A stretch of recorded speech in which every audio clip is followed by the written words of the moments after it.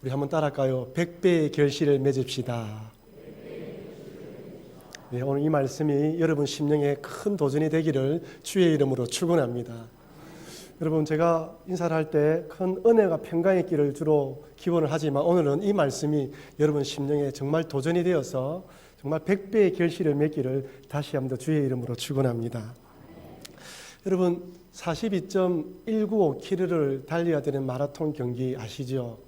어떤 구간이 가장 힘들까요?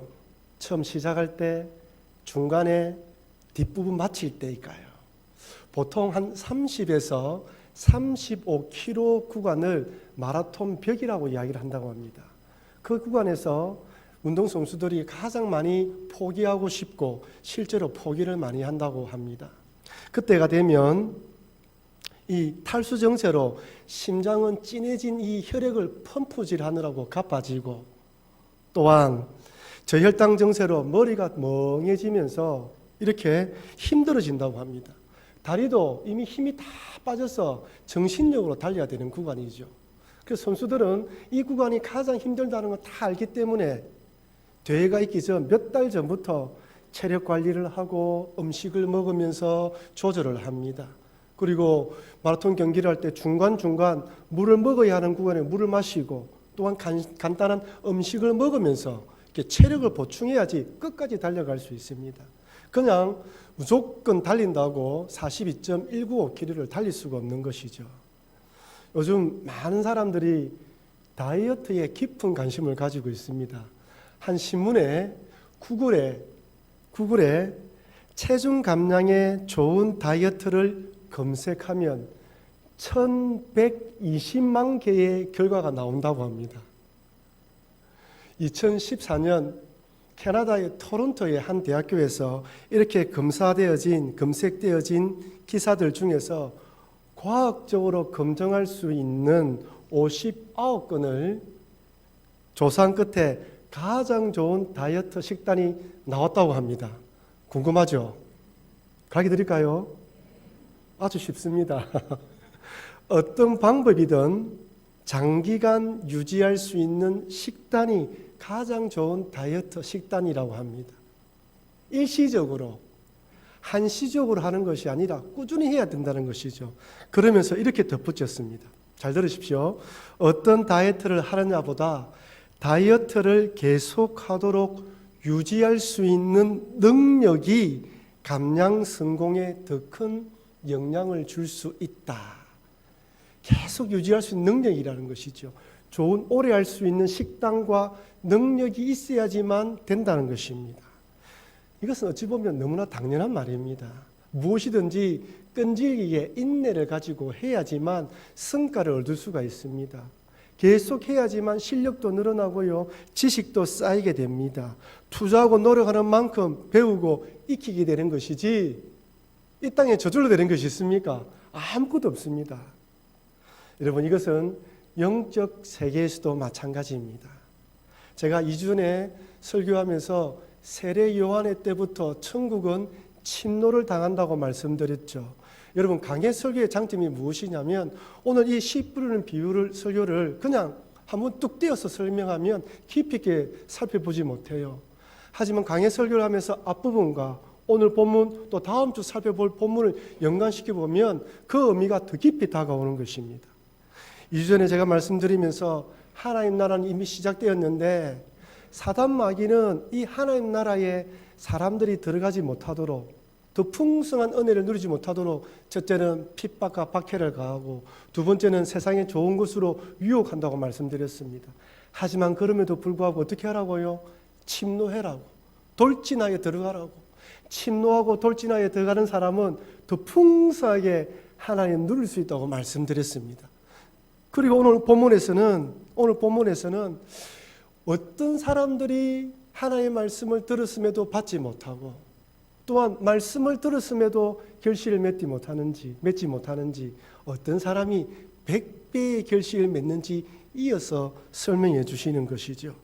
먼저 오늘 본문에 씨 뿌리는 비유가 왜 사람들이 뿌려졌을 때 듣지 못하는지 상세하게 살펴보기 전에, 먼저 오늘 본문은 우리에게 하나님의 나라의 비밀은 성도들에게만 주어진 특권이라고 말씀하십니다. 여러분, 하나님의 말씀이 내 귀에 들려지고 내 심령에 뿌려지는 것은 세상 사람들은 들을 수가 없어요.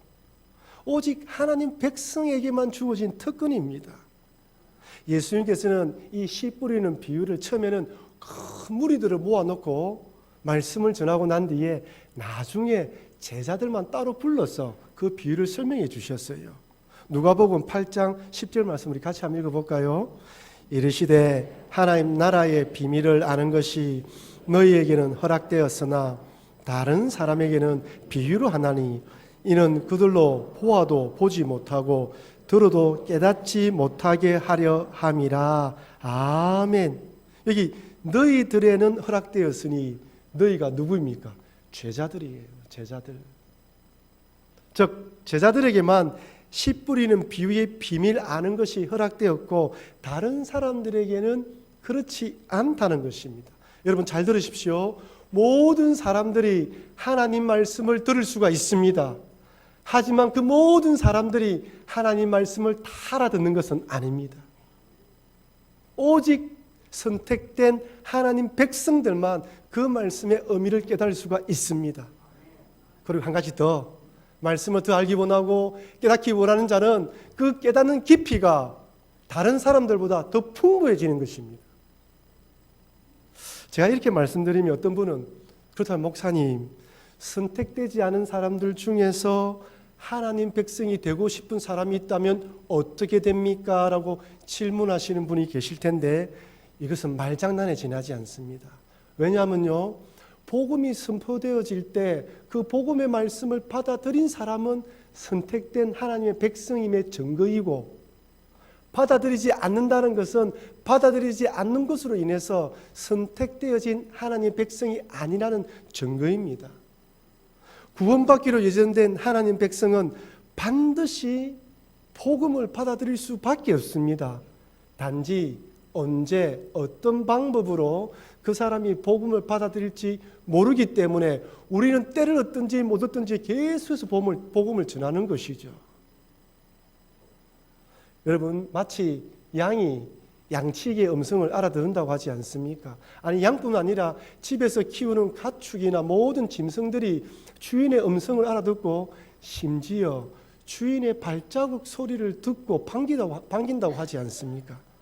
그러나 여러분, 우리 귀에 복음이 들려지고 이 복음의 말씀을 듣고 아멘으로 화답할 수 있다는 것이 얼마나 큰 은혜인가를 꼭 기억하시면서 감사하시는 여러분과 제가 되길 주의 이름으로 축원합니다. 그렇다면 첫 번째로 왜 사람들은 복음을 듣고도 받아들이지 않는 것일까요? 그것은 딱딱하고 굳은 마음 때문입니다. 누가복음 8장 5절 말씀 우리 같이 한번 읽어볼까요? 씨를 뿌리는 자가 그 씨를 뿌리러 나가서 뿌릴새 들어는 길가에 떨어짐에 밟히며 공중의 새들이 먹어버렸고. 아멘. 여기서 씨란 하나님의 나라에 관한 복음의 말씀을 말하는 것이죠. 길가에 뿌려졌다는 것은 사람들의 왕래가 잦은 딱딱하고 굳어진 땅을 말합니다. 여러분, 그런 땅에는 아무리 씨를 뿌려도 뿌리가 내리지 못하죠. 사람들의 발에 밟히든지 새가 먹는다고 이야기를 합니다. 주님께서는 그 새가 마귀라고 이야기를 하셔요. 마귀가 빼앗아 가버리는 거예요. 제가 전에 섬겼던 교회에서는 새가족이나 또한 복음을 듣지 못한 사람들을 초청하여 복음을 전하는 과정이 있었습니다. 한 8주에서 12주 동안 복음을 전하는데, 그렇게 오신 분들 가운데 교회에 등록하여 하나님을 알기 위해서 찾아오신 분들은 기대하는 마음을 찾아봐요. 예수님이 누구인지, 십자가 왜 돌아가셨는지, 구원이 무엇인지, 죄가 무엇인지, 믿음이 무엇인지 신앙의 기초적인 것부터 배워나가기 때문에 관심을 가집니다. 하지만 어떤 분들은 남편 때문에, 아내 때문에, 친구 때문에 억지로 등록하신 분이 있어요. 그런 분들은 첫날 딱 가면 팔짱을 딱 끼고 억지로 왔으니 건들지 마세요. 딱 표를 냅니다. 복음을 전하면요, 하나님의 말씀을 딱 전하면 듣지 않으려고 애를 쓰는 모습이 역력하게 보여요. 여러분, 죄송하지만 제가 강대상에 설교하잖아요. 쭉 훑어보면 저분은 말씀을 잘 듣고 있구나, 저분은 지금 딴 생각을 하고 있구나, 대충 알 수가 있습니다. 그런데 30년밖에 안 되니까 더 잘 파악할 수가 있는 것이죠. 어떤 분은 첫날부터 그렇게 마음을 열지 않고 있다가 시간이 지나면서 마음을 열어서 이랬던 팔이 내려가고 앞으로 고개가 당겨오는 사람도 있습니다. 하지만 끝까지 마음을 열지 않고 닫고 복음을 전하면 튕겨 나오는 사람도 있어요. 얼마나 안타까운지 모릅니다. 여러분, 우리의 귀는요, 내가 듣고 싶은 것만 들어요. 나와 관련된 아무리 작은 소리라도 다 들리는데 나와 관련되지 않으면 아무리 큰 소리로 이야기해도 듣지 않습니다. 한 귀로 듣고 한 귀로 흘러버린 것이죠. 간혹 친구나 상대방에게 내가 그때 분명히 이야기했지 않느냐라고 이야기해도 나는 모른다고 시침을 때리는 이유가 그 사람들이 관심 있게 듣지 않았기 때문에 한 귀로 듣고 한 귀로 흘려버렸기 때문입니다. 우리 어르신들 가운데 보청기 하신 분들 계시죠? 보청기 처음에 하시면 여러 소리들이 한꺼번에 들어오기 때문에 힘들다고 합니다. 그래서 처음에 적응하지 못해서 자꾸 빼놓으시는 분이 계시는데 의사들이 권유하기를 보청기를 끼고 그 많은 소리들 가운데에 내가 원하는 소리만 듣는 훈련을 하라고 합니다. 그러면 그 많은 소리들 가운데에 내가 듣기 원하는 소리가 들린다는 것이죠. 여러분, 요즘 사실 더운 날 지하철이나 버스를 타면 졸음이 올 때가 있지 않습니까? 참 이게 자지 말아야 되는데 내릴 때가 다 돼 가는데 졸음이 오면 참 힘이 들죠.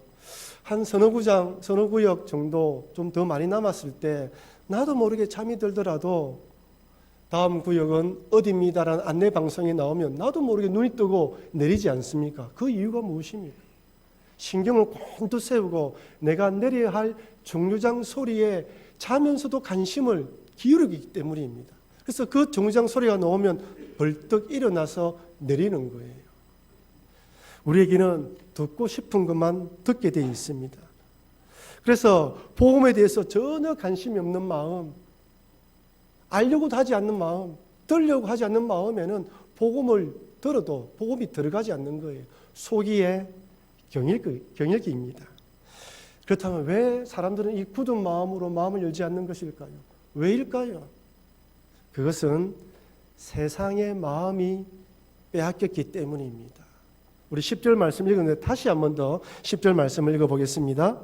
이르시되 하나님 나라의 비밀을 아는 것이 너희에게는 허락되었으나 다른 사람에게는 비유로 하나니 이는 그들로 보아도 보지 못하고 들어도 깨닫지 못하게 하려 함이니라. 아멘. 저는 이전에 보아도 보지 못하고 들어도 깨닫지 못하게 하려 한다는 이 구절을 하나님께서 아예 듣지 못하도록 마음문을 딱 닫게 만들었구나. 억지로 강제적으로 귀를 닫게 만들고 마음문을 닫게 만들었다. 이렇게 생각했습니다. 하지만 그런 뜻이 아닙니다.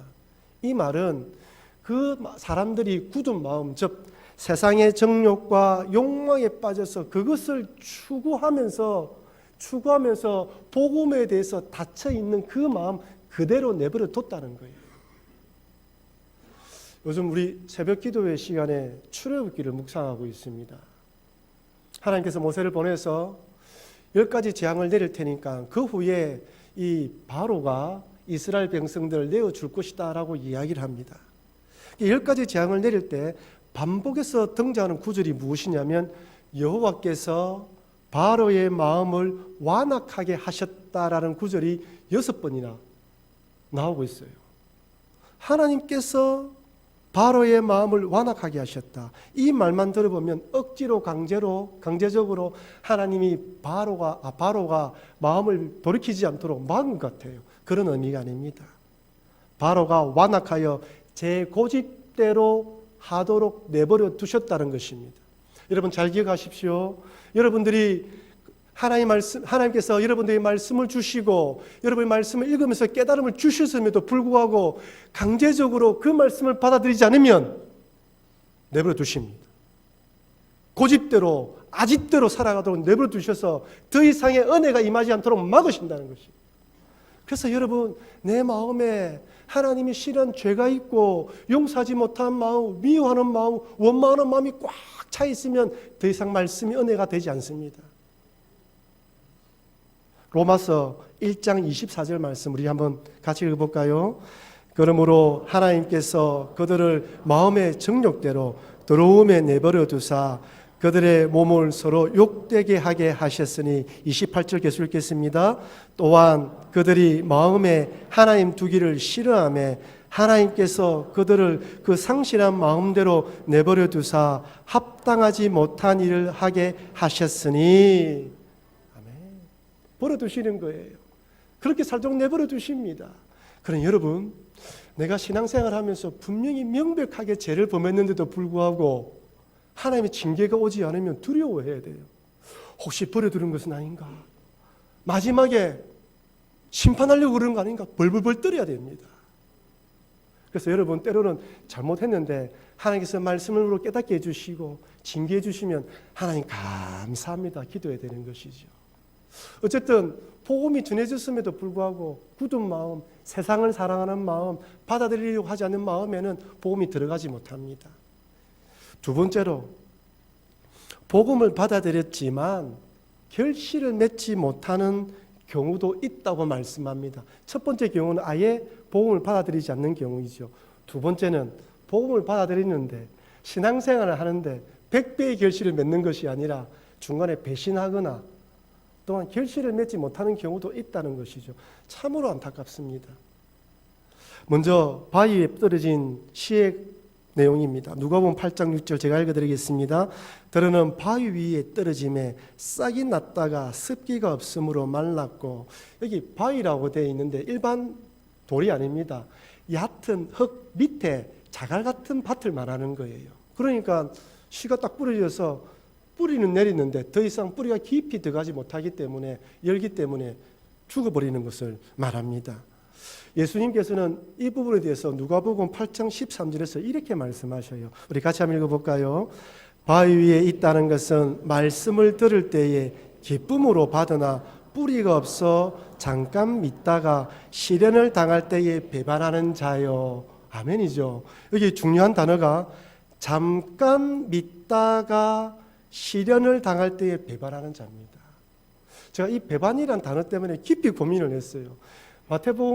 마태복음이나 또 마가복음에는 여기는 떨어져 나왔다라고 번역되어 있습니다. 신앙의 자리에, 있어야 할 자리에서 떨어져 나온 것이죠. 사실 이 배반하다는 헬라어 원문을 뜻을 살펴보면 뜻이 원래 있어야 하는 자리에서 이탈하는 걸 말하는 거예요. 하나님의 말씀을 받았으면 그 말씀을 가지고 시련이 찾아올 때 맞서 싸워서 이기고 극복해야 나의 신앙의 자리를 지켜야 되는데 그러지 못하는 경우를 말합니다. 여러분, 신앙생활 하다 보면요, 신앙을 지키지 못하게 만드는 일들이 너무 많이 있습니다. 환난과 핍박이 오기도 합니다. 역경이 찾아오기도 합니다. 실망하는 일도 찾아오기도 해요. 낙심되어서 일어나지 못하게 만드는 일도 많이 있습니다. 그래서 낙심합니다. 들어보면 다 이해가 되어져요. 하지만 이겨내야 된다는 것이죠. 그렇지 못하면 내가 있어야 할 자리에서 물러나는 것입니다. 여러분, 성도가 있어야 할 자리는 예배하는 자리입니다. 성도가 있어야 할 자리는 기도하는 자리예요. 성도가 있어야 할 자리는 지금 이 자리에 앉아서 내가 있어야 할 그 자리에서 기도하며 섬기하는 자리입니다. 어떤 시련이 오고 힘든 일이 있어도 물러나면 안 되는 거예요. 내가 물러나면 다른 사람이 그 자리를 같이 지켜야 되고 힘이 드는 것입니다. 가시떨기에 떨어진 경우도 마찬가지입니다. 누가복음 8장 14절, 가시떨기에 떨어졌다는 것은 말씀을 들은 자이나, 여기는 지내는 중입니다. 신앙생활하는 중이에요. 이생의 염려와 재물과 향락의 기운이 막혀 온전히 결실하지 못하는 자여.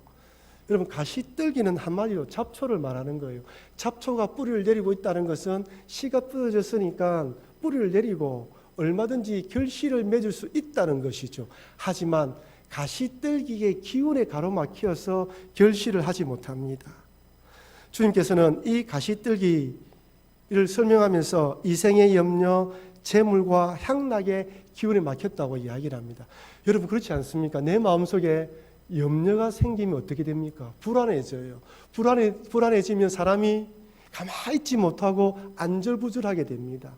내 마음에 염려가 가득 채워지면 가득 채워질수록 우리의 신앙이 자라지 못하는 것이죠. 여기 막혔다는 헬라어 뜻이 완전히 질식시키다, 완전히 목을 조르다는 뜻입니다. 이생의 염려는 신앙을 질식시킵니다.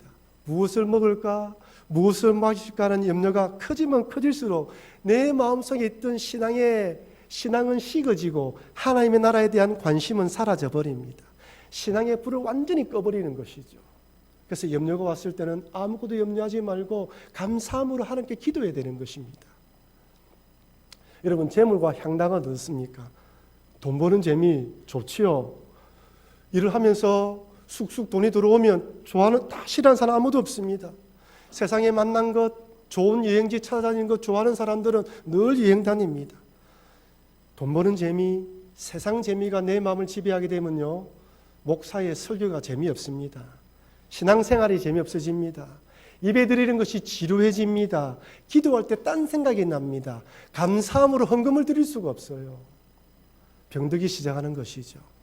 신앙이 막 삭트려고 하는데, 삭트서 결실을 맺으려고 하는데, 이런 염려들과 재미들이 신앙의 줄기를 꽉 틀어막아서 더 이상 자라지 못합니다. 늘 그 수준, 그 신앙생활을 하게 만드는 것이죠. 여러분, 제가 이렇게 말씀드리지만 일상생활 하면서 이 시련과 유혹을 이기기가 쉽지가 않습니다. 정말 어렵습니다. 그래서 예수님께서도 주기도문에서 이렇게 기도하라고 말씀했지 않았습니까? 우리를 시험에 들게 하지 마시옵고 다만 악에서 구하시옵소서. 무슨 말입니까? 우리 힘으로 이길 수 없다는 거예요. 시련과 유혹을 우리 힘으로 이길 수 없습니다. 그래서 매일매일 기도하면서 주님, 시험에 들지 않도록 도와주시옵고 이런 악에서 구해 주십시오라고 주님을 의지하고 성령님을 붙들라는 것입니다. 혹시 여러분들 가운데에 오늘 이 말씀을 들으면서 내가 말씀을 받았고 신앙생활하고 있는데 세상의 염려 때문에 또한 돈 버는 재미와 또한 세상의 재미만을 추구하다가 신앙의 결실을 맺지 못하고 지금 목이 쪼여 있는 상태구나라고 깨닫는 분이 있다면 주님, 나를 시험에 들게 하지 마시옵고 다만 악에서 구해달라고 기도하시면서 이겨나가시는 여러분과 제가 되길 바랍니다. 여러분, 우리 힘으로 이길 수 없어요. 극복하지 못하면 결실을 맺을 수 없습니다. 마지막 세 번째로 100배의 결실을 맺는 방법입니다. 좋은 땅에 뿌려진 경우이죠. 누가복음 8장 8절입니다. 들으는 좋은 땅에 떨어짐에 나서 100배의 결실을 하였느니라. 이 말씀을 하시고 외치시되 들을 귀 있는 자는 들을지어다. 이렇게 좋은 땅에 뿌려지면 100배의 결실을 거두게 됩니다. 그럼 그렇다면 그냥 뿌려주면 100배의 결실을 맺을 수 있는 것일까요? 농부가 노력하지 않고 그대로 두면 100배의 결실을 맺습니까? 아닙니다. 그래서 누가복음 8장 15절에서 이렇게 말씀합니다. 우리 같이 한번 읽어볼까요? 좋은 땅에 있다는 것은 착하고 좋은 마음으로 말씀을 듣고 지키어 인내로 결실하는 자니라. 아멘. 세 가지 조건이 있죠. 첫 번째는 무엇입니까? 착하고 좋은 마음입니다. 착하고 좋은 마음으로 말씀을 받아들여야 됩니다. 이것은 길가의 마음과 대조되는 것입니다. 여러분, 이 말씀은 하나님 말씀이 선포되어졌을 때 때로는 순종하기가 힘들고 받아들이기가 힘든 말씀도 있지만 주님 말씀이기 때문에 기꺼이 순종하겠다는 자세예요. 여러분, 우리 마음속에 뭐가 있냐면요, 내가 어떤 죄를 짓고 있죠. 어떤 것에 대해서 풀리지 않은 것이 있으면 그 말씀이 들려지면 그 말씀을 의도적으로 듣지 않으려고 합니다. 나도 모르게 눈이 감겨요. 나도 모르게 딴 생각을 하게 되어 있습니다. 좋은 마음이 아니에요. 하나님의 말씀이 선포되어질 때 비록 듣기가 힘들고 순종하기가 힘들지만 착하고 좋은 마음으로 그래 힘들지만 순종하겠다라고 생각하며 달려가는 것, 이것이 바로 착하고 좋은 마음입니다. 그럼 여러분, 말씀을 읽을 때, 들을 때 선포되어지는 말씀이 내 마음에 들릴 수 있도록, 그리고 들려오면 순종하겠다고 결단해야 되는 것이죠. 우리 마음에요, 미움, 시기, 질투, 원망, 풀리지 않는 거, 저주, 이것이 가득하면 절대로 들리지 않습니다. 굳은 마음이 되고 딱딱한 마음이 됩니다. 두 번째는 말씀을 듣고 지켰기 때문입니다. 여기 지켰다는 게 중요해요. 바위와 가시 뜰기에, 뜰 같은 밭에 뿌려진 씨와 대조되는 것이죠. 이생의 염려와 재물과 향락의 기운으로 배신하거나 결실을 맺지 못했다면 하나님의 말씀을 듣고 지켰다는 것입니다. 여기 지켰다는 헬라어 뜻이 무슨 말이냐면 간직하다, 보호하다, 방어하다는 뜻이 있어요. 그래서 이 지켰다는 뜻을 두 가지로 해석할 수 있습니다. 첫째는 하나님의 말씀으로 시련이 찾아오고 유혹이 찾아올 때 그 말씀으로 이겼다는 것이죠. 마치 예수님이 40일 동안 금식하고 난 뒤에 사단 마귀가 시험할 때 무엇으로 이겼습니까? 하나님 말씀으로 대적하여 대항해서 이겼던 것처럼 지키는 걸 말합니다. 여러분, 말씀을 많이 읽으십시오. 때로 말씀을 암송하십시오. 들은 말씀을 반복해서 기억하십시오. 그래서 어떤 문제가 찾아왔을 때 그 말씀을 내 입에서 선포하십시오. 그러면요, 그 말씀이 나를 붙들어 주셔요. 그 말씀이 나를 이기게 만들어 주신다는 것이죠. 두 번째로 말씀으로 지킨다는 것은 넘어졌을 때 일어나는 걸 말합니다. 여러분, 우리가 완전하지 않습니다. 완벽하지 않습니다. 때로는 저도 목사이고 또한 우리 장로님들, 근사님 직분들 가지고 계시겠지만 때로는 나도 모르게 너무 실망이 되고 너무 낙심이 되고 때로는 죄에 넘어질 때 있단 말이에요. 참 특이한 것은 사단 마귀가 얼마나 잘 아는지 그때 딱 찾아와서 정말 송곳처럼 딱 찌릅니다. 네가 목사이면서, 네가 장로이면서, 강대상에서 말씀은 잘하고 기도는 잘하면서 너 왜 그래? 그래 딱 이야기하면요 꼼짝 없습니다. 막 자존감이 낮아지고 죄책감과 정죄감이 찾아오면서 기도도 할 수 없어요. 그때 어떻게 됩니까? 주님을 봐야 되죠. 우리 주님은 이런 나를 아신다라고 생각하고 다시 일어나야 됩니다. 어떤 분들은 사단 마귀의 말을 딱 들어요. 맞아, 나는 그런 사람이야. 나는 안 되는가 봐. 주저앉아요. 그때 말씀으로 일어나야 되는데 막 주저앉는 것입니다. 요한 1서 1장 9절 말씀입니다. 우리 같이 읽어볼까요?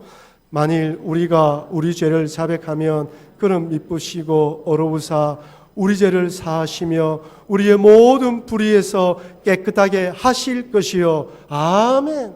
우리 주님은 우리 죄를 자백하면 어로우시기 때문에 사해 주신다고 말합니다.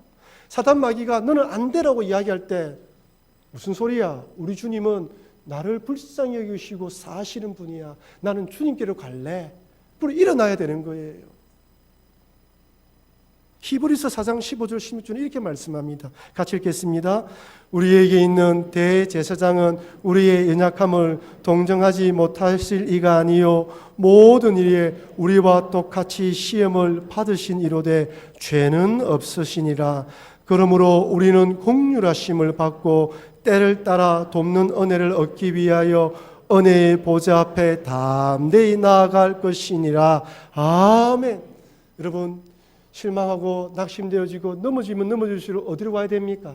담대히 은혜의 보좌 앞에 나아가야 합니다. 나를 불쌍히 여기시는 분은 주님밖에 없어요. 내가 죄를 지으면 사단 마귀는 정죄하지만 우리 주님은 우리를 불쌍히 여기셔요. 여러분이 가지고 있는 인생의 짐들로 힘들어할 때 우리 주님만이 우리를 불쌍히 여기는 것이죠. 그래서 주님께 달려와야 되는 것입니다. 그럴 때 이겨나갈 수 있다는 것이죠. 말씀으로 싸우고요, 넘어지면 다시 일어나는 것, 이것이 바로 말씀으로 지키는 것입니다. 세 번째는 인내해야 됩니다. 여러분, 세상 일이든 영적인 일이든 반드시 인내해야 됩니다. 인내하지 않으면 결코 결실을 맺을 수 없습니다. 신앙생활도 마찬가지입니다. 여러분, 우리 예수님 믿고 난 뒤에 이 땅을 떠날 때까지 신앙생활을 해야 됩니다. 때로는 신앙의 오르막길이 있습니다. 또 때로는 내리막길이 있어요. 또 오르막길이 있습니다. 언제까지 가야 됩니까? 이 땅을 떠날 때까지 가야 되는 것이죠. 그 시간까지 넘어질 때는 말씀으로 의지하고 일어나고, 말씀의 큰 은혜를 받을 때는 그 말씀으로 감동받은 것으로 살아가고, 그러면서 끝까지 인내로 달려갈 때 100배의 결실을 맺을 수 있는 것입니다. 히브리서 10장 36절에서 이렇게 말씀합니다. 같이 읽어보겠습니다. 너희에게 인내가 필요하면 너희가 하나님의 뜻을 행한 후에 약속하신 것을 받기 위함이라. 아멘. 여러분, 약속하신 것은 인내로 경주한 자들에게 주어집니다. 여러분, 우리 인생이 끝났을 때 마지막 순간에 하늘문을 활짝 여시고 우리를 반겨주실 주님, 그 구원의 문에 들어갈 그날을 바라보고 상급으로 채워주실 주님을 바라보며 인내해야 되는 것이죠. 여러분, 그 나라를 바라보지 못하면 절대 인내하지 못합니다. 사랑하는 성도 여러분, 복음을 받아들이고 하나님의 말씀을 깨닫는 은혜는 성도들에게만 주어진 특권입니다. 세상의 마음이 빼앗긴 굳고 딱딱한 마음을 가진 사람들은 하나님의 말씀을 들어도 이해할 수 없습니다. 그러니 말씀이 깨달아진다는 것이 얼마나 귀한 은혜인지 기억하시면서 좋은 밭에 뿌려진 씨처럼 100배의 결실을 맺으시는 여러분과 제가 되길 바랍니다. 여러분, 오늘은 우리 교회가 설립 54주년 기념주일로 지키는 날입니다. 우리 교회가 오늘까지 이렇게 올 수 있었던 것은 하나님의 은혜임에 틀림이 없습니다. 아시는 분은 아시겠지만 몇 번이나 큰 어려움도 있었고요, 힘든 시절도 있었지만 그때마다 때를 따라 돕는 하나님의 은혜로 그 위기를 극복하고 지금까지 달려왔습니다. 물론 그 위에 여러분들의 어머니, 우리의 할아버지, 할머니, 이 교회에 처음 창립되어지고 건축할 때 물질과 기도와 희생으로 헌신하셨던 우리 믿음의 선조들의 헌신이 있었기 때문에 지금까지 온 것은 사실입니다. 그리고 지금도 말없이 든든히 그 자리에서 희생하고 봉사하시는 분들로 우리 교회는 세워지고 앞으로 세워져 갈 것입니다. 저는 우리 교회가 주님께서 맡겨주신 사명을 잘 감당하도록 바른 하나님 말씀을 선포할 수 있도록 최선을 다하고 말씀을 사랑하는 믿음의 성도, 신실한 믿음의 신앙인을 양육하는 일에 최선을 다할 것입니다. 그러니 우리 모든 성도인들도 착하고 좋은 마음으로 말씀을 받아들이시기를 바랍니다. 그리고 받은 말씀으로 때로는 시련과 어려움이 찾아온다 할지라도 극복하십시오. 세상의 유혹이 몰려올 때도 성령을 의지하시면서 물리치시고 인내하셔서 100배의 수확을 거두셔야 합니다. 여러분, 우리 각자가 100배의 수확을 거두지 못하면요, 저 유럽에 있는 교회들처럼, 제가 있었던 뉴질랜드 교회처럼 3세대를 극복하지 못하고 100년 후에는 우리 교회도 사라질지 모릅니다. 그래서 내 믿음을 내가 지키고 100배의 결실을 맺을 뿐 아니라 또한 우리 교회가 그런 교회가 될 때 하나님께서 앞으로 50년 우리 자녀들이 이 땅 이곳에서 함께 신앙하는 그런 복된 교회가 될 것입니다. 그럼 여러분, 이 말씀을 도전을 받으셔서 믿음으로 인내하시고 결단하셔서 다 같이 100배의 결실을 맺으시는 여러분과 제가 되길 주의 이름으로 축원합니다.